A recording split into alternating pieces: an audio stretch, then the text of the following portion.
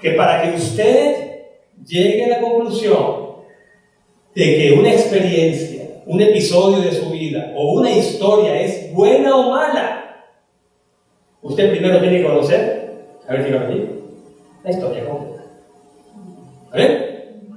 Porque a veces pensamos, esto malo que me pasó, y nos enfocamos en lo malo, y a veces nos quedamos atrapados en el pasado, por aquello que pasó, y resulta que no conocemos la historia completa. Y cuando lleguemos a la patria celestial, entonces tendremos la historia completa. Y veremos que aquello que Dios permitió fue para nuestra vida, y probablemente para nuestra salvación. Amén. Así que no nos apresuremos en la lección. No nos apresuremos a sacar conclusiones, a menos que conozcamos. A ver, ¿qué cosa? La historia completa. Y ya sabemos, no vamos a entrar en tantos detalles porque son historias conocidas, pero veamos en un poquito más de detalle en la historia de José. ¿Cuál fue la primera gran injusticia que se cometió en la vida de José? Siendo él un joven adolescente, ¿cuál fue la primera gran injusticia? Bueno, ya la mencionamos. Vendido como esclavo, ¿por quién? ¡Wow! Por sus propios hermanos. ¡Qué cosa tan increíble! Esa es una herida que no cierra con facilidad. ¿Cuál fue la segunda injusticia? Bueno, yo creo que no se había recuperado de esa herida. Cuando llegando a Egipto, aterriza en la casa de un capitán del ejército egipcio, llamado Potifar, y la esposa de Potifar pone sus ojos en José, pero de una forma que hoy calificaríamos, en lugar a dudas, como acoso sexual. Y entonces el pobrecito, que le estuvo sacando el cuerpo a esta señora, al final, ¿a dónde aterrizó? En la cárcel, sin tener nada que ver con lo que ella calificó como un abuso. El punto es que se cometen dos grandes injusticias con José. Y si uno lee la historia hasta allí, ¿cuál es la conclusión? Si uno lee la historia hasta allí, digamos, usted dice, no, esto es muy triste, y usted para de leer allí y dice, no voy a leer más. Usted se pierde el final. Y resulta que el final de la historia es feliz. ¿Y por qué? Bueno, no he leído una afirmación más acertada que esta. La leí una matutina de hace muchos años, Elena G. White, donde ella dice que Dios necesitaba un misionero en Egipto. Y cuando estos hermanos de José lo venden como esclavo, están haciendo la obra de Dios. Sin saberlo, por supuesto, pero sin saberlo. Ellos sirvieron de instrumentos en las manos de Dios, porque Dios, repito, ¿qué era lo que necesitaba en Egipto? Necesitaba un representante suyo. Y ellos se encargaron de hacer el trabajo. Y a ver, una vez que está en Egipto, qué cosa grande y qué cosa histórica hizo José como instrumento de Dios. A ver qué recuerda. Bueno, una cadena de eventos que lo lleva a interpretar un sueño del faraón, en el cual él, por la gracia de Dios, interpreta que vienen 7 años de hambre, 7 años de prosperidad. Y entonces, después de interpretar el sueño, esa historia es conocida, así que no va a dar muchos detalles, él termina siendo el primer ministro de Egipto.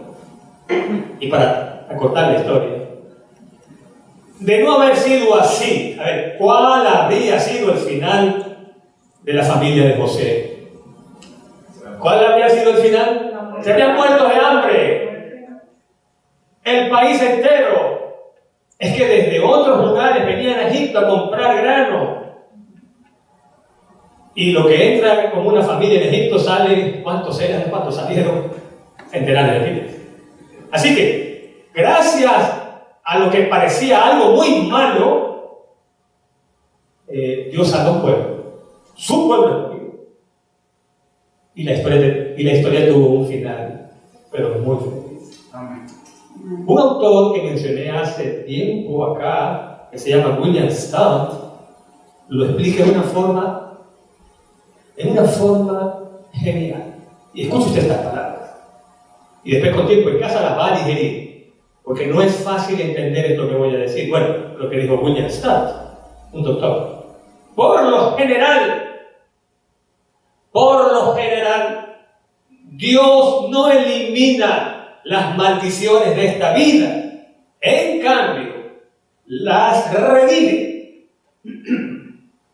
que hace Dios con las cosas malas de esta vida, Él podría eliminarlas.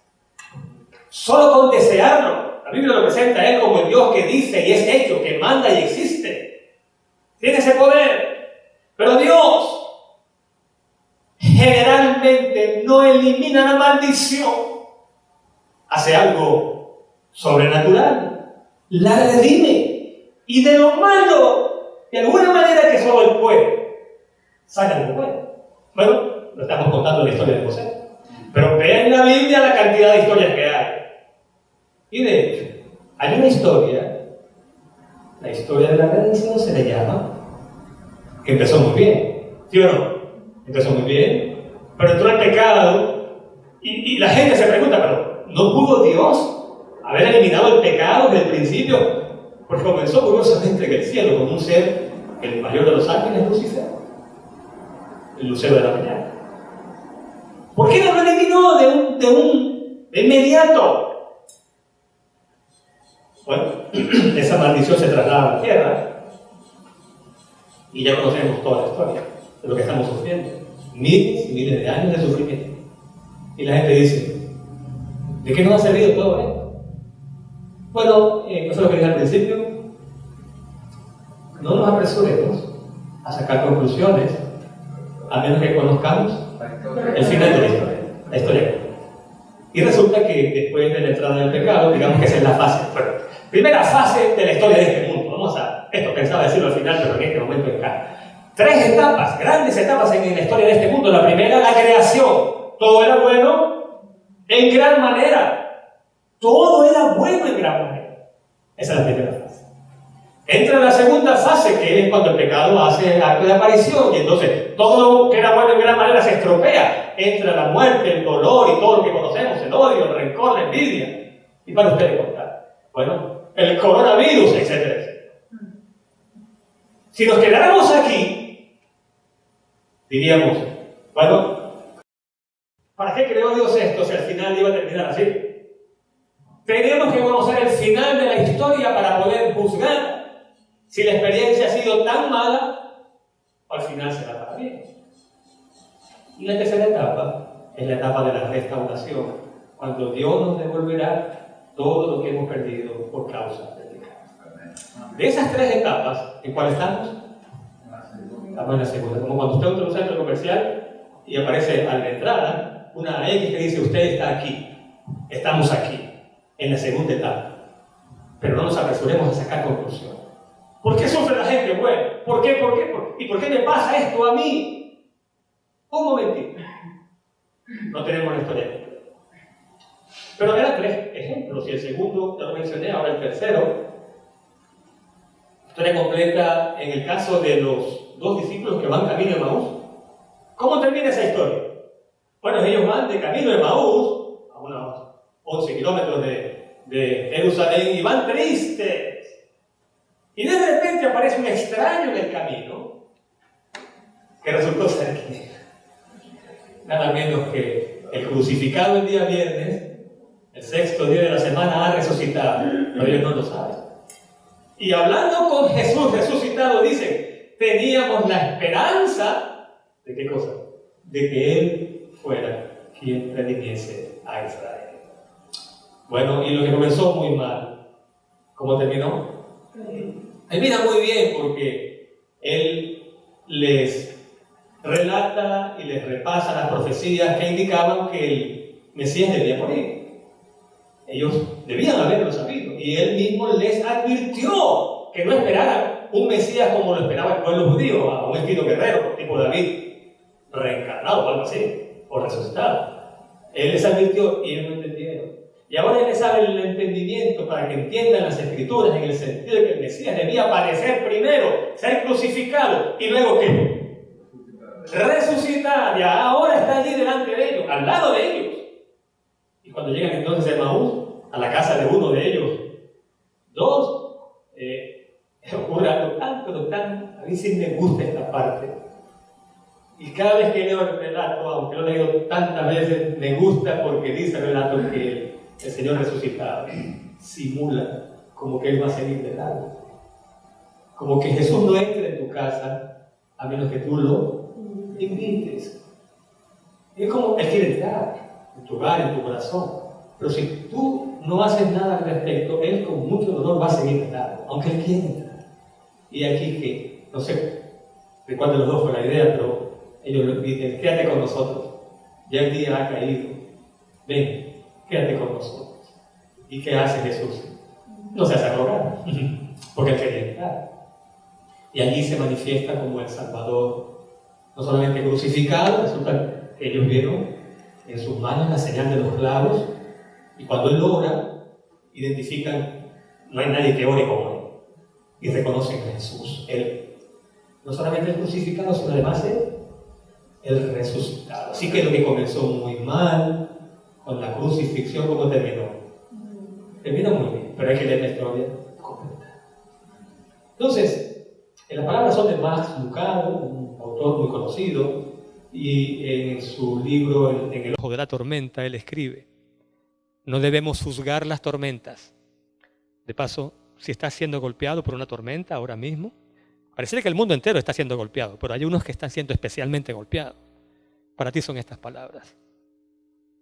No debemos juzgar las tormentas que nos han golpeado en la vida hasta que conozcamos la historia completa. Entonces él cuenta un relato muy simpático en el mismo libro, en El ojo de la tormenta. Cuenta Lucado que un campesino en un lugar rural de cierto país tenía un caballo muy hermoso y allí todo el mundo quería comprárselo, pero él no quería venderlo. Entonces un día insistieron y él simplemente dijo que no. Pero cuando los vecinos que van a comprar el caballo se van, al poco tiempo, dice el relato, el caballo escapa. Y este es un pueblo pequeño, dicen que es un pueblo pequeño, infierno grande, donde todo se sabe y el chisme fluye con tanta facilidad. Se enteran de que el caballo se ha ido. Entonces regresan a casa de este campesino y le dicen, ¿no es una mala señal que tu caballo se haya ido? Como diciéndole, has debido vendérnoslo. Entonces, escuchen la respuesta de este señor. Él dice, si es buena o mala suerte, no lo sé, solo Dios lo sabe. Entonces ellos se van. Resulta que a los pocos días el caballo regresa, pero no regresa solo. Regresa con otros caballos tan hermosos como él. ¿Qué creen ustedes que hicieron los vecinos? Bueno, se enteraron rápidamente. Y entonces van nuevamente a casa del campesino y le dicen, wow, parece que fue buena suerte que tu caballo se fuera, porque ahora regresó con otros caballos tan hermosos como él. ¿Y qué creen ustedes que respondió el campesino? Si es buena o mala suerte, no lo sé. Solo Dios lo sabe. Pero al cabo de varios días resulta que el hijo adolescente de este campesino, tratando de domar un caballo, se cae bruscamente y se parte una pierna. Y allí estaban los vecinos al poco rato. Ah, parece que fue mala suerte que tu caballo se escapara y trajera otros caballos porque ahora tu hijo se ha partido una pierna. ¿Cuál fue la respuesta del campesino? Si es buena o mala suerte, no lo sé, solo Dios lo sabe. Bueno, al final, porque la historia puede ir muy larga, ¿no? Al final, dice el relato, estalla una guerra entre este país, del cual era parte el campesino, y otro. Y entonces, bueno, se da la orden, el decreto de reclutar a todo aquel que estuviera en la edad y además estuviera sano. ¿Y qué creen ustedes que pasó con el hijo del campesino? No pudo ser reclutado porque tenía una pierna partida, una pierna rota. Y entonces nuevamente llegan los vecinos que parece que no tienen oficio, sino estar pendientes de la vida ajena. Y esta vez, parece que fue buena suerte. Van a seguir. Parece que fue buena suerte que tu hijo se partiera la pierna, etcétera, etcétera. ¿Y qué le dijo el campesino? Si es buena o mala suerte, yo no lo sé. Solo Dios lo sabe. ¿Cuál es la lección? No nos apresuremos a sacar conclusiones acerca de si algo es definitivamente malo o definitivamente bueno hasta que conozcamos la historia completa. Y alguien puede decir, pero, momentito, pero esta persona murió, puede ser algo peor que eso. Bueno, puede ser que esa persona la encontremos en el cielo y que la muerte de esa persona haya sido el punto de partida para que los familiares buscaran a Dios y ahora se encuentran en la patria celestial todos los familiares. Porque de alguna manera ese hecho que fue muy malo disparó una reacción en cadena que hizo despertar a la gente a la realidad de que no podemos vivir cada día como que si nada estuviera pasando. Como si no hubiera realidades eternas. Como que si las cosas malas pasan y no despertamos al hecho de que este mundo está prácticamente en colapso perpetuo y que va a llegar un día en que no va a aguantar más, pero Dios no va a permitir que destruyamos su creación, porque dice la Escritura que leímos que Él un día no muy lejano va a hacer nuevas todas las cosas. En otras palabras, en la fase de restauración, Él va a hacer que todo era tan bueno como era al principio. Esa es la restauración. Deshacer lo malo, deshacer las obras del diablo, deshacer la obra humana que ha destruido la creación de Dios. Restaurar, en otras palabras, lo que se ha perdido. No nos apresuremos. Esa es la primera lección, pero hay otra más. Y para esto, las historias son muy buenas, porque ahorran tiempo y esfuerzo y nos ayudan a entender también una lección que muchas veces es difícil de entender de otra manera. En este caso, es un relato que cuenta un autor, el nombre es Tony Campolo, autor de muchos libros, él es pastor. Él dice que cuando trabajaba en una iglesia en la parte oeste de Filadelfia, un Viernes Santo se organizó un evento en el cual 7 predicadores expondrían la palabra relacionada con los sucesos de ese fin de semana del cual estamos hablando y que hoy, de alguna forma, es este fin de semana. Viernes Santo, sábado reposa el Señor en la tumba y luego el domingo de resurrección o el día de resurrección. El caso es que, dice él, que los 6 primeros predicadores, ¡wow!, fueron excelentes. Y el 7º predicador era un señor mayor, no prometía mucho. Y entonces lo que estaba en la mente de la gente era, wow, si estos 6 predicadores expusieron la palabra de una forma tan elocuente, y a él le toca de último.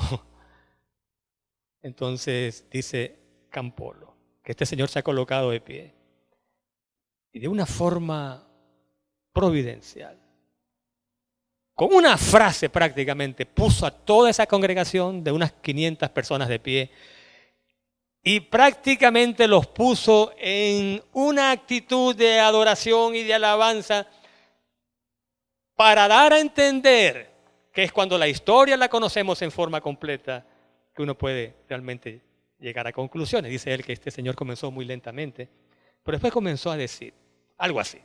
La historia es larga, voy a resumirla. Dice, comenzó diciendo, un día como hoy, mi Señor colgó de una cruz. Y entonces Pilato, bueno, ese día se lavó las manos y pensó que todo había terminado. Lo que no sabía Pilato es que el día de resurrección vendría y él se llevaría una gran sorpresa. Un día como hoy mi Señor fue colocado entre 2 criminales, murió de forma cruel, también como si fuera un criminal. Y entonces los sacerdotes judíos, los líderes religiosos del pueblo, bueno, Anás, Caifás, se felicitaron unos a otros porque decían, por fin salimos de él. Pero no sabían que por ahí venía, ¿qué cosa? El día de la resurrección. Un día como hoy, y siguió.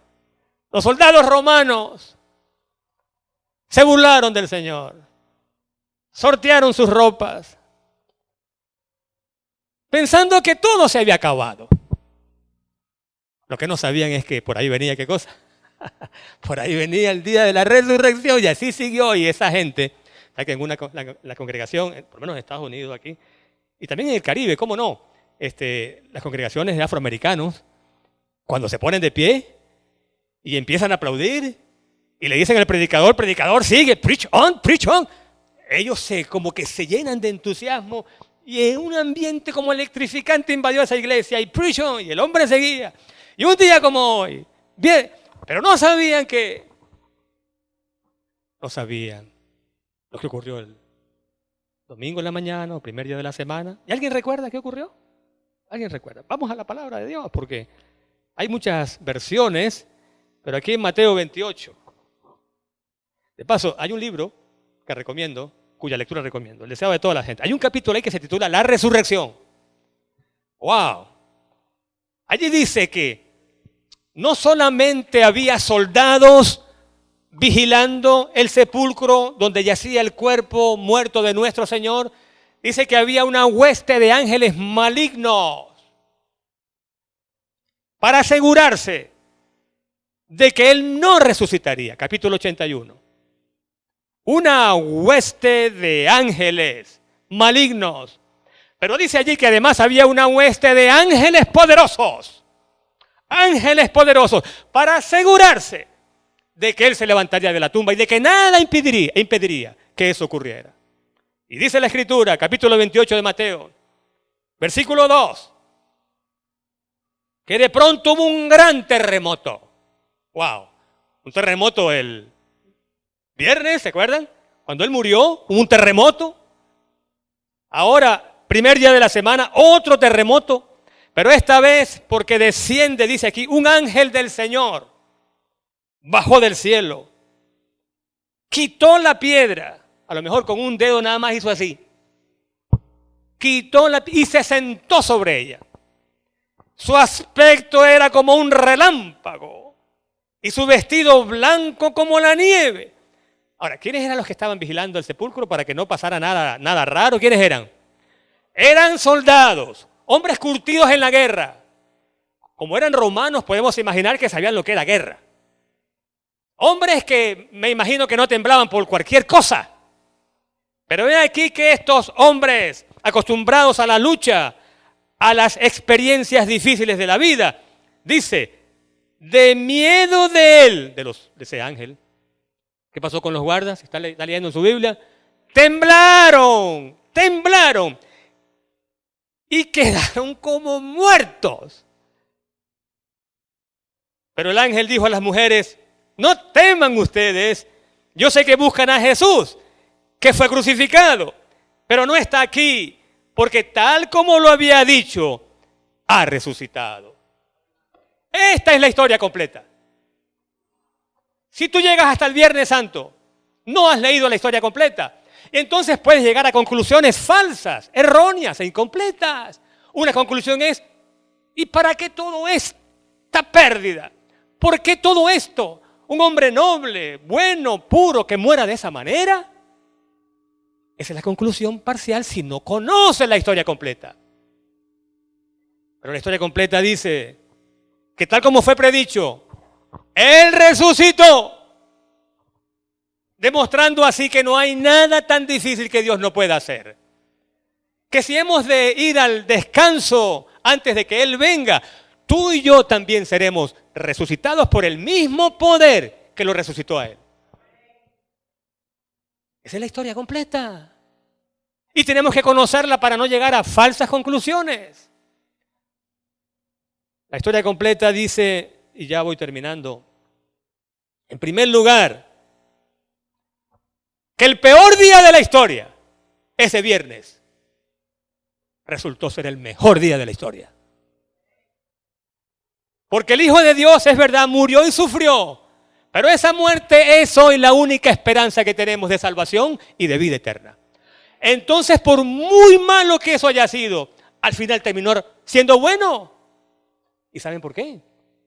Terminó siendo bueno, porque tal como la Escritura lo dice, cuando el pecado abundó, sobreabundó la gracia. Así que si el pecado es malo, la gracia de Dios es infinitamente mucho mejor, no doblemente mejor. La gran noticia es que a este mundo malo vino el Hijo de Dios. Y si el pecado no hubiera entrado nunca, quizás Él nunca se habría hecho hombre. Esto es una cosa profunda. Yo mismo no lo entiendo. Pero la razón por la cual Jesús viene como un bebé, crece y finalmente muere como murió sin haber hecho nada malo, ser culpable de lo que se le acusó. Si el pecado no hubiese entrado, nunca habríamos sabido cuán grande es el amor de Dios. nunca lo habríamos sabido. Pero hay algo más todavía, y esto también es profundo. En este mismo libro dice, yo tengo aquí la fotocopia, escucha esta declaración, y es la página 16. Allí. Era el propósito de Satanás conseguir una eterna separación entre Dios y el hombre. ¿Qué era lo que Satanás quería que ocurriera? Separación eterna entre Dios y el hombre. Pero, óigame, qué cosa tan grande esto que viene. Pero en Cristo llegamos a estar más íntimamente unidos a Dios que si nunca hubiéramos pecado. Esto es profundo. No lo puedo entender, pero sí puedo entender